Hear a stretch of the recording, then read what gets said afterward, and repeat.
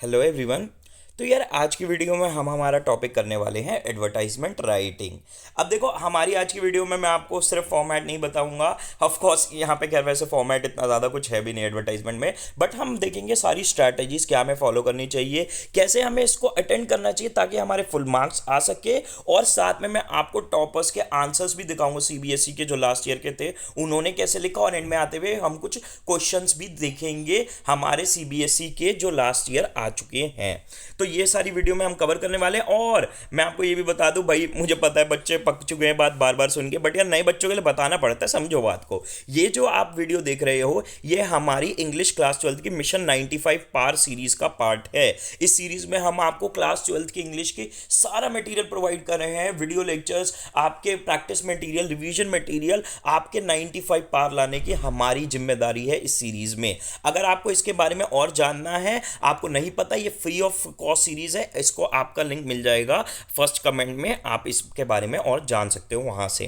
तो देखो स्टार्ट करते हुए क्या क्या चीजें आपको जानना जरूरी है। देखो भाई, आपका सबसे पहली चीज, आपको 5 to 7 मिनट्स लिखना है इसके आंसर लेने के लिए। बहुत छोटा आंसर होता है, इससे ज्यादा टाइम की रिक्वायरमेंट नहीं है। बट चलो मैंने कहा आपके एग्जाम सेंटर के नीचे बम फट गया, इस वजह से आपको 10 मिनट लग गए, ठीक है, कोई दिक्कत नहीं है। 10 मिनट मतलब बिल्कुल वर्स्ट केस में लेना, इससे ऊपर तो मतलब बनता ही नहीं है आप लो। और 7 मिनट से वैसे ऊपर जाना नहीं है, कोई वर्स्ट केस में ही कह रहा हूं मैं, आप 10 मिनट्स ले लो, ठीक। वर्ड लिमिट हमारी कितनी है? 50 है। अच्छा, मजे की बात, एडवर्टाइजमेंट एक लौता टॉपिक है सीबीएसई का जिसमें आपकी वर्ड लिमिट में कहा जाता है, सीबीएसई के द्वारा ऑफिशियली टीचर्स को उनकी मार्किंग स्कीम में चेकिंग में कह देते हैं कि भाई अगर बच्चा इकोनॉमिकल रहता है अपने वर्ड्स में, यानी वर्ड लिमिट के ही रेंज में अपने सारा आंसर लिखता है, तो उसको रिवॉर्ड करना है इसके लिए, राइट। ऑल्दो आपने मेरी पुरानी वीडियोस देखी होंगी, article writing, notice, report writing, मैंने सब में बताया था आप लोगों को कि यार आपका सीबीएसई टीचर्स को स्पेशली कहता है अपनी मार्किंग स्कीम में कि भाई बच्चा अगर वर्ड लिमिट क्रॉस करे तो मार्क्स मत काटना। और हमारे लास्ट ईयर के टॉपर्स ने सबने वर्ड लिमिट क्रॉस कर रखी थी, उनके तभी फुल मार्क्स आ भी रखे थे। बट यहां पे हमें वर्ड लिमिट बहुत माइंड करनी है एडवर्टाइजमेंट के केस में, राइट, ये चीज हमें देखनी है। दूसरा हमारा, तीसरा हमारा, हमें पेज कितना यूज करना है, हमें हाफ पेज यूज करना है horizontally as well as vertically. इसका क्या मतलब है? देखो यार, ये हमारे टॉपर के आंसर शीट है, सीबीएसई खुद ही अवेलेबल करवाती है।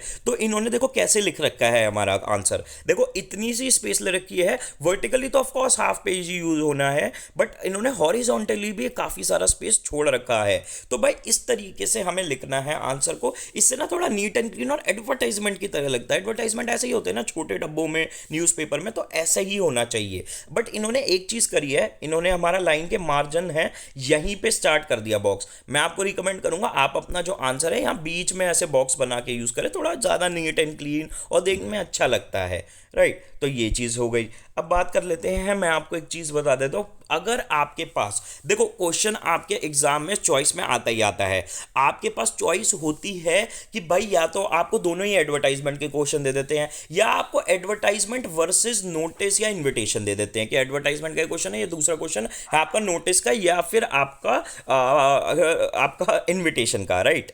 तो आपको क्या करना है उस केस में, नोटिस को, अगर आपके दोनों ही चॉइसेस में एडवर्टाइजमेंट है तो ऑफ कोर्स कोई चॉइस नहीं है, बट अगर नोटिस है चॉइस में तो आपको प्रेफरेंस, अगर आपको लगता है आप नोटिस में ज्यादा अच्छा लिख सकते हो, मानो आपको लग रहा है कि भाई दोनों में आंसर आराम से लिख सकते हो, तो आपको प्रेफरेंस नोटिस को देनी है। अब आप में से कई बच्चों ने, पिछली बार मैंने ये चीज आपके लेटर टू जॉब लेटर में भी ये चीज मैंने बोली थी और आप लोगों ने पूछा था सर ऐसा क्यों है, तो मैं आपको ये भी बता देता हूँ ऐसा क्यों है। क्योंकि देखो आर्टिकल एडवर्टाइजमेंट राइटिंग में ना हमारा जो होता है फॉर्मेट कुछ फिक्स नहीं होता, मतलब बहुत छोटा सा फॉर्मेट है, बाकी सारा जो हम कंटेंट लिखते हैं ना एडवर्टाइजमेंट में वो पूरा का पूरा सब्जेक्टिव होता है। सब्जेक्टिव का मतलब क्या होता है कि पूरा का पूरा टीचर को जज करना होता है। अब आप बात करो नोटिस की, नोटिस में बहुत सारा मटेरियल कांस्टेंट रहता है आपका, उसमें क्या है टीचर को बहुत थोड़ी बड़ी चीजें जज करनी होती है, तो उसमें मार्क्स कटिंग के चांसेस कम होते हैं। पर एडवर्टाइजमेंट में ऑलमोस्ट टीचर को ही जज करना होता है, तो उस केस में क्या होता है नंबर कटने की प्रोबेबिलिटी ज्यादा होती है।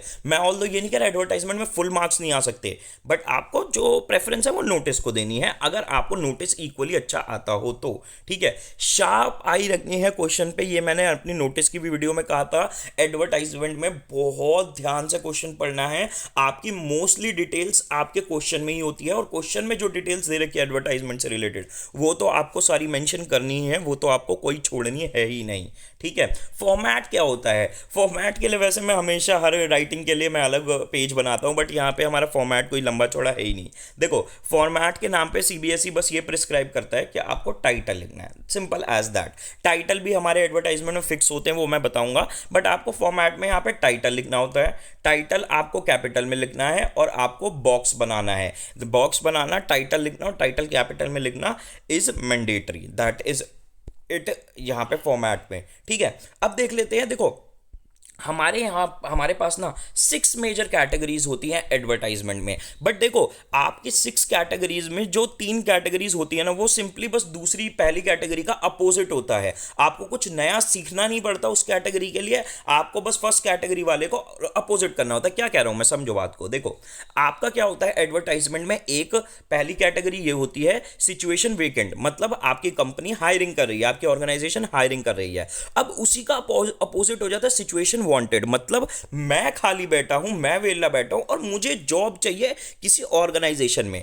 आपका इन दोनों केसेस में जो होता है, आपका कंटेंट जो जाता है ऑलमोस्ट 95% सेम जाता है। अभी देखते हैं हम कैसे जाता है सेम, ठीक है। ऐसे ही होता है फॉर सेल, और फिर आता है फॉर परचेज। फॉर सेल की भाई मैं बेच रहा हूं ये, और फॉर परचेज की मैं ये चीज खरीदनी है। एक दूसरे का अपोजिट हो जाता है, कंटेंट 95% सेम रहता है। तीसरी हमारी ये होती है लॉस्ट एंड फाउंड, ठीक है। लॉस्ट में मेरा भाई ये सामान खो गया, फाउंड में मतलब मुझे ये कुछ मिला है। अगेन सेम रहता है आपका 95%, थोड़ा बहुत बस चेंज होता है कंटेंट में, ठीक है। अब देखो हम सबसे पहले देख लेते हैं कि सिचुएशन वेकेंट और सिचुएशन वांटेड में आपको क्या कंटेंट लिखना होता है अपने एडवर्टाइजमेंट में। मेरे पास यहां पे एक एग्जांपल है भी। देखो सिचुएशन वेकेंट में आपको क्या लिखना होता है, सबसे पहली चीज टाइटल लिखनी होती है सिचुएशन वेकेंट, ठीक है। अब देखो यहां पे हमारे टॉपर ने क्या लिख रखा है, ये भी अगेन एक टॉपर की आंसर शीट से उठाया हुआ आंसर है, सिचुएशन वांटेड। ये क्वेश्चन इनका सिचुएशन वांटेड था तो इन्होंने सिचुएशन वांटेड लिख दिया। अगर क्वेश्चन में है कि भाई कंपनी हायरिंग कर रही है तो सिचुएशन वेकेंट लिख देना,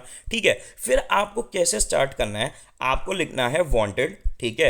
वांटेड आपको फिर लिखना है, वांटेड आपने लिख लिया, फिर आपने लिखा क्या चाहिए आपको, आपने लिखा वांटेड टीचर या इंग्लिश टीचर, आपके क्वेश्चन के अकॉर्डिंग है, वांटेड इलेक्ट्रिकल इंजीनियर या कंप्यूटर साइंस मेजर, ठीक है। तो आपने ऐसे लिखा वांटेड, फिर आपने लिखा comma minimum 6 years of experience. अब देखो सबसे बड़ी बात आपको यहाँ पे मैं सिखा दूं, आर्टिकल सॉरी एडवर्टाइजमेंट पता नहीं आर्टिकल वगैरह बार बार, आपको यहाँ पे सबसे इंपॉर्टेंट चीज है कि आपको कभी भी एडवर्टाइजमेंट में कंप्लीट लाइन लिखनी ही नहीं होती है, आपको बस कीवर्ड्स लिखने होते हैं। क्यों? क्योंकि भाई न्यूज़पेपर आपका हर वर्ड का चार्ज करता है पैसा, तो इज, एन, एंड, और ये सारे वर्ड, द, ये सारी आपको इंग्लिश ग्रामर कुछ भी नहीं यूज करनी होती, सिर्फ कीवर्ड्स यूज करने होते हैं, राइट। तो आपने लिखा वांटेड, आपने लिखा पीजीटी टीचर या इंग्लिश टीचर, फिर आपने उसके अगला कॉमा लिखा, फिर आपने लिखा minimum 6 years of experience, minimum 3 years of experience. अब देखो ये जो मैं आपको यहाँ पे बता रहा हूँ ना, ये मैं आपको सारी चीजें बता रहा हूँ जो आप लिख सकते हो अगर क्वेश्चन में दे रखा है कंपनी, आपकी कंपनी हायरिंग कर रही है। बट अपना जरूर दिमाग लगा के रखना कि भाई आप लोगों को मतलब आपको क्या कहते हैं, क्या चीजें लिखनी है क्या नहीं लिखनी है क्वेश्चन के अकॉर्डिंग, ठीक है।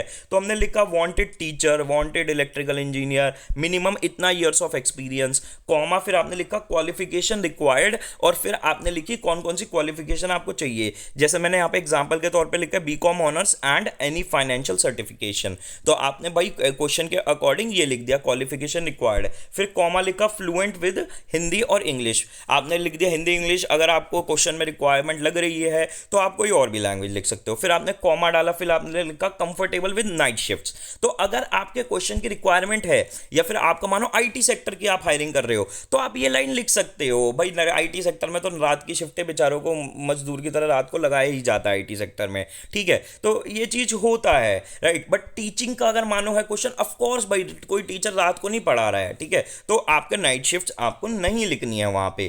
Comfortable with nation wide posting, अगर आपका क्वेश्चन डिमांड करता है या फिर ऐसा कोई पोस्ट है तो ये भी आप लाइन एक अच्छी लाइन लग जाएगी कि भाई आप जो हो आपको पूरे इंडिया में हम कहीं भी पोस्ट कर सकते हैं हम अपनी कंपनी में, comma salary as per industry standard. इसका मतलब ये है कि जो इंडस्ट्री में यूजुअली इस जॉब के अराउंड सैलरी ऑफर होती है हम वही देंगे, ठीक है। फिर आपने कॉमा लिख के लिखा कॉन्टैक्ट, या फिर आपने कॉन्टैक्ट या फिर लिखा आपने कॉल, और फिर आपने लिख दिया फोन नंबर। कोई फेक फोन नंबर लिखना, अपना भाई व्हाट्सएप नंबर मत लिखाना, ठीक है। तो इस तरीके से आपने ये सारी डिटेल्स लिखनी है comma comma comma comma comma comma डाल के, और एनी अदर रेलिवेंट इन्फो। अब देखो ये जो है एक दो आपको क्वेश्चन या फिर आपकी पोस्टिंग के अकॉर्डिंग रेलिवेंट इंफॉर्मेशन देनी है, इसमें आपको थोड़ा सा अपना दिमाग लगा के देनी पड़ेगी, ठीक है। अब जैसे फॉर एग्जांपल हम हायर कर रहे हैं इंटीरियर डिजाइनर, हमने मानो हायरिंग करनी है, हमारा आगे ऐसे क्वेश्चन भी देखने को मिलेगा, इंटीरियर डिजाइनर हमें हायर करना है, ठीक है। तो आप यहां पे फिर अदर रेलेवेंट इंफॉर्मेशन में क्या लिख सकते हो कि भाई proficiency in commercial spaces, proficiency in residential spaces, ठीक है, ऐसे आप लिख सकते हो, राइट। या फिर आप लिख सकते हो कि मतलब अगेन मेरे भी एकदम दिमाग में आ नहीं रहा, आप लोग कमेंट सेक्शन में बताओ इंटीरियर डिजाइन के लिए और क्या रेलेवेंट इंफॉर्मेशन हमें रिक्वायरमेंट हो सकती है, राइट। तो इस तरीके से आपको क्वेश्चन के अकॉर्डिंग एक या दो रेलेवेंट इंफॉर्मेशन भी डालनी है, बाकी ये जनरल इंफॉर्मेशन आपने दे दी, आप हर जगह यूज कर सकते हो। अब इसी का उल्टा अगर मानो आप कह रहे हो मैं वेला बैठा हूं और मुझे जॉब चाहिए, तो आपको क्या करना है, आपको क्या करना है, इसी का बिल्कुल अपोजिट कर देना है, और कुछ केसेस में बिल्कुल वही कॉपी पेस्ट करना है, क्योंकि ऑलमोस्ट सेम है। अब मानो आपको जॉब चाहिए तो आप क्या लिखोगे, इलेक्ट्रिकल इंजीनियर, या फिर आप लिखोगे बीकॉम ग्रेजुएट, अपनी यहाँ पे क्वालिफिकेशन लिखोगे लुकिंग फॉर जॉब इन, और फिर आप लिखोगे सेक्टर किस में आप जॉब ढूंढ रहे हो, IT engineer looking for job in IT sector, ठीक है, इस तरीके से हो गया।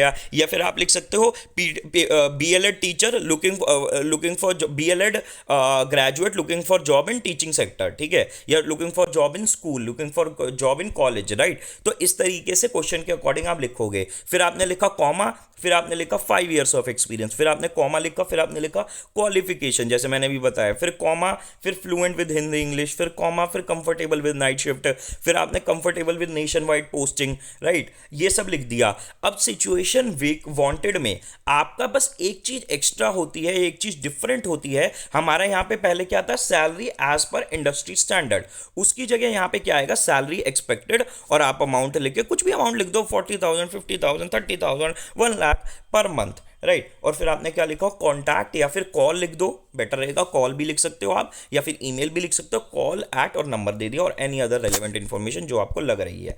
अब देखो एग्जांपल देख लेते हैं, हमारे टॉपर ने क्या आंसर लिखा था, सिचुएशन वांटेड। भाई हमारा क्वेश्चन था, हम क्वेश्चन भी नहीं देखेंगे, हम देखेंगे कितना ब्यूटीफुली टॉपर ने आंसर को लिखा है, जिससे हमें क्वेश्चन का भी आइडिया लग रहा है। क्या लिखा है, electrical engineer return from US, एक ये रेलेवेंट इंफॉर्मेशन हो गई कि भाई एक ऐसे ही इसने लिख दिया कि भाई हमारी शो ऑफ कर दिया। Employment needed in IT sector, मैंने बताया ना, electrical engineer looking for job in IT sector, मैंने ये बताया, ठीक है, यही इस तरीके से आपने लिख दिया, ठीक है। Well versed, good with supervision, ये थोड़ी इसने अपनी क्वालिफिकेशन बता दी, मतलब थोड़े अपने स्किल्स बता दिए कि मैं सुपरविजन में अच्छा हूं, ठीक है। वेल वर्स्ड लिखने की जरूरत नहीं है, वैसे यहाँ पे इस चीज को स्किप करा जा सकता था, ठीक है। Also manual work, well versed with क्या कहते हैं, good with supervision, also with manual work. आप देख रहे हो कॉमा कॉमा लगा के सब कुछ लिखा हुआ है, कोई पूरी इंग्लिश नहीं लिखी हुई, ठीक है। Well versed with various equipments, comfortable with travelling for jobs, again well versed with various equipment, ये भी एक अदर रेलेवेंट इन्फॉर्मेशन हो गई। अब देखो comfortable with travelling for job मैंने बताया ही था, ठीक है। Can arrange own transport, graduated from top of class, 1 year of experience, experience इसने एंड में लिखा है, बट आपको टॉप पे लिख लोगे स्टार्टिंग में तो फायदा रहेगा। फ्लुएंट विद हिंदी इंग्लिश और कॉन्टैक्ट, ठीक है। तो इसी थोड़ा फॉर्मेट में जो मैंने बताया वही यहाँ पे लिखा हुआ है, और आप लोगों की थोड़ी other extra relevant information question के अकॉर्डिंग दे रखी है।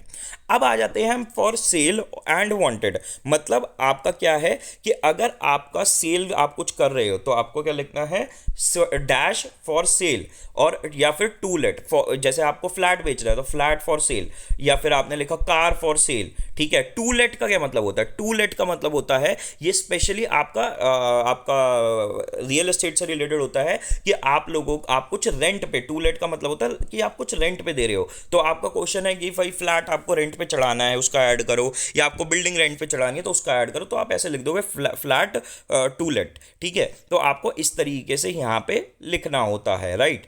तो अब देखो आपका क्वेश्चन सीबीएसई में, मैं आपको एक चीज बताऊं, मोस्टली आपका सेल का जो क्वेश्चन होता है ना, वो आपका या तो फ्लैट का होता है या फिर आपका लिखा होता है कार का। इनके ये मोस्टली 95% केसेस में इन दोनों के अराउंड ही होता है सेल का बेचने का क्वेश्चन। इसके अलावा भी कोई क्वेश्चन आया तो आपको मैं अभी बता देता हूं कैसे आपको डील करना है, ठीक है। तो आपका या तो सेल का होता है कि आपको ये खरीद सेल करनी है, या फिर आपका वांटेड का होता है कि आपको कुछ चाहिए, ठीक है, आपको कुछ खरीदना है, आप कुछ चीज के लिए लुक कर रहे हो। अब देखो इसका ना बड़ा सिंपल मैं सॉल्यूशन बताता हूं, आप लोग अभी इन लाइंस को देखो मत, आंख बंद करो, और इसका ना बड़ा सिंपल सा मैं सॉल्यूशन बताता हूं। जब आप सेल या वांटेड वाले क्वेश्चन होते हैं, आपको क्या करना है, अपने एक आंसर शीट, अपने रफ पेपर उठाओ और आंख बंद करके सोचो, और फिर आंख खोल के लिखते जाओ, बंद करके मत लिखना, लिखते जाओ कि भाई अगर मैं कुछ खरीदने जा रहा हूं, ठीक है, चाहे सेल का भी क्वेश्चन हो, आपको क्या सोचना है कि अगर मैं कोई एक्सवाइजेड चीज खरीदने जा रहा हूं तो भाई मेरे को क्या क्या मैं उसमें देखूंगा, क्या क्या मैं चीजें नोट करूंगा उस चीज को खरीदने से पहले। जो जो चीजें आपके दिमाग में आती जा रही हैं सब लिखते जाओ, और वही आपका यहां पे आंसर होने वाला है। अब मानो हमारा क्वेश्चन है कि हमें फ्लैट सेल करना है, ठीक है। आपने आंख बंद करके सोचा होगा कि जब आप फ्लैट खरीदने जा रहे हो तो क्या क्या चीजें देखोगे, कि आप लोग ये क्या क्या क्या देखोगे कि भाई कितना बड़ा है। तो इसी तरीके से आंसर आप स्टार्ट करोगे। जैसे हमारा टाइटल तो आपने दे दिया फ्लैट फॉर सेल, फिर आपने लिखा कि भाई for 250 square yard north facing, ठीक है, नॉर्थ फेसिंग 3 BHK फ्लैट, या सॉरी मैंने 3 BHK लिख दिया यहाँ पे, मतलब यहाँ पे कुछ आना नहीं था। यहाँ पे आपको 2, 3, 4 जो भी क्वेश्चन में दे रखा है, अगर नहीं दे रखा अपनी मर्जी से आपको लिखना है फ्लैट फॉर सेल, ठीक है। अब मतलब पहली लाइन आपकी यही हो जाएगी, 250 square yard comma north facing या साउथ फेसिंग कॉमा 2, 3, 4 BHK जो भी है फ्लैट फॉर सेल, ठीक है। ये आपकी फर्स्ट लाइन हो जाएगी, कॉमा कॉमा लगा के आप ऐसे फर्स्ट लाइन लिख दो, राइट। अब देखो क्या क्या चीजें आप देखोगे जब आप कोई खरीदने गए हो, आपने सोचा होगा, आपने जैसे कॉमा लिखा, फिर आप क्या लिखना चालू करोगे, फुल्ली फर्निश या सेमी फर्निश में से कुछ भी लिख दो क्वेश्चन में जो दे रखा है। फिर आप कॉमा लगा के लिख दोगे मॉड्यूलर किचन, फिर कॉमा लगा के लिख दो पार्किंग फॉर 2 व्हीलर्स, कि भाई 2 व्हीलर्स की पार्किंग है हमारे फ्लैट में अवेलेबल, लिफ्ट है, 24/7 वाटर सप्लाई है। और फिर आप रीजन भी लिख सकते हो, अगर आप कुछ बेच रहे हो तो आप कोशिश करो कि ये बड़ा अच्छा लगेगा अगर आप यहां पे रीजन भी लिख दो कि क्यों हम बेच रहे हैं, राइट। और फिर आप लिख दोगे कॉल या कॉन्टैक्ट एट ये, राइट। अब देखो एक चीज मैं और बता दूं, ये आपने सारा लिख दिया अगर मानो फ्लैट फॉर सेल है, पर अगर आप मानो कुछ रेंट पे चढ़ा रहे हो तो आपको क्या करना है, आपको रीजन के बाद कॉमा लगा के रेंट भी लिखना है कि रेंट इतना पर मंथ, ठीक है। तो इस तरीके से बहुत सिंपल वे में आपने अपना सेल लिख दिया। एग्जांपल देख लेते ना, फ्लैट फॉर सेल हमारे टॉपर का, अगेन एक टॉपर का आंसर मैं लेके आया हूं, क्या लिखा हुआ है, 250 स्क्वायर यार्ड नॉर्थ फेसिंग, मेरे को थोड़ा सा यहाँ पे अब समझ नहीं आ रहा क्या लिखी हुई है, वेल वेंटिलेटेड फुल्ली फर्निश्ड, मेरे को बिल्कुल नहीं समझ में आ रहा क्या लिखा हुआ है, सॉरी, ठीक है। Fully conditioned and furnished 3 BHK flat with well equipped kitchen and giant bathrooms, ठीक है, water and electricity 24/7 supply in Sagar Nagar for इतना इतना इतना, ठीक है, फॉर सेल। यहाँ पे रीजन भी लिख दिया कि shifting to other city, contact ये एंड ये, ठीक है। अच्छा, ये इस तरीके से हमारा आंसर दे दिया सेल के लिए। अच्छा, मैं आप लोगों को एक चीज बिल्कुल बताना भूल गया, I am sorry for that, मैं आपको एक चीज बिल्कुल बताना भूल गया। अगर फ्लैट की बात हो रही हो, अगर मानो प्रॉपर्टी आप सेल कर रहे हो, या फिर आप अगर मानो प्रॉपर्टी के अलावा कुछ सेल कर रहे हो, तो आपको लोकेशन लिखनी है। अगर मानो प्रॉपर्टी सेल कर रहे हो तो आपको क्या करना है, कॉन्टैक्ट से पहले या रीजन से पहले, कहीं भी आपकी मर्जी है, आप यहां पे लिख दोगे कि लोकेशन क्या है, लोकेटेड एट या फिर अगर आप मानो कार या फिर आप कुछ बाइक या कुछ भी XYZ और चीज़ सेल कर रहे हो, फोन सेल कर रहे हो, तो आपको अपनी एज अ ओनर अपनी लोकेशन मेंशन करनी है कि सिचुएटेड एट। अगर आप कुछ और बेच रहे हो फ्लैट के अलावा तो आप ऐसे लिख सकते हो सिचुएटेड एट और अपनी फिर आप लोकेशन दे सकते हो। ठीक है, अब देखो अकोमोडेशन वांटेड। अब मानो आपको कुछ खरीदना है तो आप क्या लिखोगे, वो चीज वांटेड। अब आपको प्ले स्टेशन खरीदना, play station wanted, iPhone wanted. But देखो अगर आपको कोई प्रॉपर्टी खरीदनी है तो उस केस में आप अकोमोडेशन वांटेड लिखते हो। और जो अभी मैंने आपको बताया है सब कुछ आपको वही लिखना होगा, वही आपका सारा का सारा रिवर्स में हो जाएगा, राइट। बट इसमें से एक दो चीजें हटा सकते हो आप। जैसे अगर आप कुछ खरीदने जा रहे हो तो आप इतना स्पेसिफिक नहीं होते कि हाँ भाई कितना, मतलब कौन सा फेसिंग है, या फिर वो थोड़ा ज्यादा नखरे वाला होता है। मतलब देखो अगेन सब्जेक्टिव है ना, यहाँ पे चीजें बहुत सब्जेक्टिव है। तो चेकर के ऊपर है तो हम कुछ ऐसा नहीं डालना चाहते चेकर देख के कहे कि थोड़ा वो डाउट में चला जाए। ठीक है, फिर आप डाल सकते हो अपनी रिक्वायरमेंट, इतने BHK का चाहिए, ऐसे फर्निश चाहिए, मॉड्यूलर किचन, पार्किंग चाहिए, 24/7 lift, 24/7 water supply. Reasons of course आप ये नहीं लिखोगे कि मुझे क्यों खरीदना है, ठीक है। तो आपको ये इस चीज़ को आपको यहाँ पे स्किप करना है। आप कॉन्टैक्ट लिख दोगे, अदर रेलिवेंट इन्फॉर्मेशन कोई है तो वो लिख दोगे। और अगेन लोकेशन भी लिख देना याद से कि आपकी लोकेशन आपको कहाँ खरीदना है। दैट इज़ रियली इंपॉर्टेंट कि आपको कहाँ पे खरीदना है अपना ये चीज़।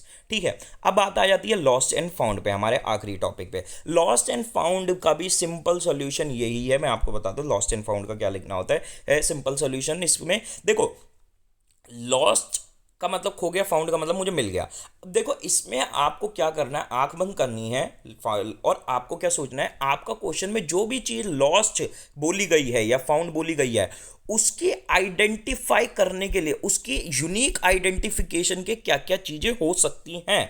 ठीक है, आपको ये सोचना है कि उसको कैसे यूनिकली आइडेंटिफाई किया जा सकता है। अगर आपका कुछ खोया है तो क्या क्या उसके ऐसे फीचर्स हो सकते हैं, वो सारे लिख लो और वही आपका आंसर बन जाएगा। अब जैसे आपने क्या लिखा, आपने एडवर्टाइजमेंट है, मैं दो एग्जांपल लेके चल रहा हूँ कि एक तो आपका क्या कहते हैं वॉलेट लॉस्ट हो गया है और एक आपका डॉग लॉस्ट हो गया है। ठीक है, तो आपका वॉलेट और आपका डॉग, ठीक है, ये आप लिख सकते हो। आपका टाइटल क्या आएगा, लॉस्ट और फिर डॉग लिख दो या वॉलेट लिख दो। ठीक है, अब देखो आपको क्या करना है। अब देखो फाउंड में एग्जैक्टली इसका अपोजिट हो जाएगा, फाउंड होगा तो फाउंड डॉग, फाउंड वॉलेट, ठीक है, होगा एग्जैक्ट सेम, कोई चेंज नहीं आने वाला फाउंड में भी, राइट। आपको बस थोड़ा पर्सपेक्टिव, बस थोड़ा अपोजिट पर्सपेक्टिव है और कुछ नहीं है। ठीक है, आपने क्या लिखा, लॉस्ट, और फिर आपने लिखा कि भाई क्या खोया है, जैसे लॉस्ट वॉलेट। अब यहां पे आपकी पहली लाइन क्या बनेगी, lost wallet comma at, location लिख दिया आपने कि कहाँ खोया, कॉमा ऑन, फिर आपने डेट लिख दी कहाँ खोया, कॉमा फिर एट अराउंड, और फिर आपने टाइम लिख दिया कि कहाँ से कहाँ खोया।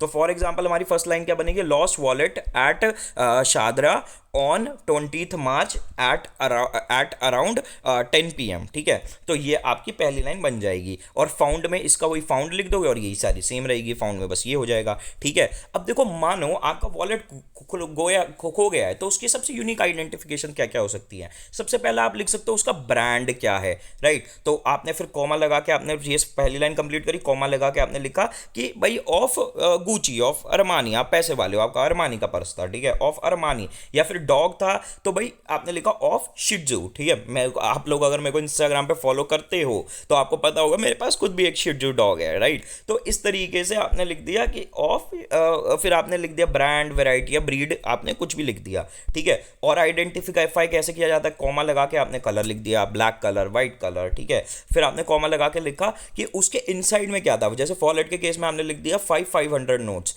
राइट। तो आपने ये लिख दिया उसके इनसाइड ये था 500 नोट्स इनसाइड, आपने ऐसे लिख दिया। या फिर अगर देखो आपका क्या कहते हैं डॉग खोया है तो डॉग में तो ऑफकोर्स आप उसके अंदर की किडनीज वगैरह तो बताओगे नहीं, आप लिखोगे आउटसाइड में क्या है। तो आप लिख सकते हो कि नेक बैंड आउटसाइड, ठीक है, ग्रीन नेक बैंड आउटसाइड। या फिर क्या कहते हैं, आप लिख सकते हो बो, रेड बो ऑन हेड, या ठीक है, तो आप ये लिख सकते हो। फिर कॉमा लगा के आपने लिखा मार्क्स ऑन सरफेस स्लैश, या फिर अगर मानो आपका वॉलेट है, जैसे आपने लिखा क्या कहते हैं marks on back of the wallet. ठीक है, या फिर आप लिख सकते हो अब आपका डॉग डॉग खोया तो आप लिख सकते हो मार्क्स ऑन नेक या मार्क्स ऑन स्टमक, ठीक है। तो ऐसे आप लिख सकते हो कि वहाँ पे मार्क्स लगे हुए हैं। फिर आप लिख सकते हो शाइनी मैट फिनिश, आपका वॉलेट है तो आपने लिख दिया कि भाई शाइनी या मैट फिनिश है उसकी, राइट। आपका अब फिर हमने कॉमा लगा के अगला लिखा न्यू, यंग, बेबी और ओल्ड, ठीक है। आपने वॉलेट खोया तो आपने लिखा, आप लिख सकते हो कि भाई न्यू वॉलेट था लुकिंग में, न्यू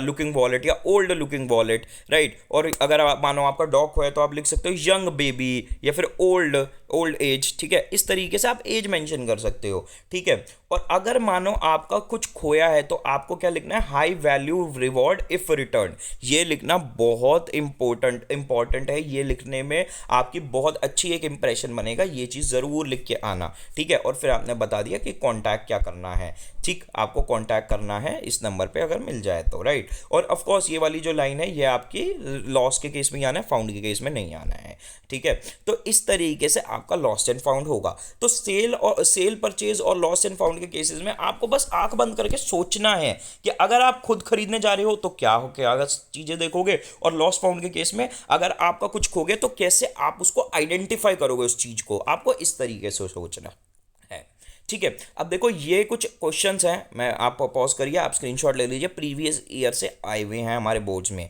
और फिर ये कुछ क्वेश्चंस हैं, ये भी आप पॉज करिए, स्क्रीनशॉट लीजिए, प्रीवियस ईयर बोर्ड से आए हुए हैं, इनसे आप प्रैक्टिस कर सकते हो। और ये भी कुछ क्वेश्चन है, आप स्क्रीनशॉट ले सकते हैं हाँ स्क्रीनशॉट ले सकते हैं पॉज करके। भाई वीडियो अगर अभी तक देखिए, लाइक करना बिल्कुल भी मत भूलना यार। इतना अगर आपको इतने यहाँ तक पहुंचे तो यानी पसंद तो आया है, तो भाई ऐसे लाइक करके बिना मत जाना, ठीक है। तो best of luck guys and bye.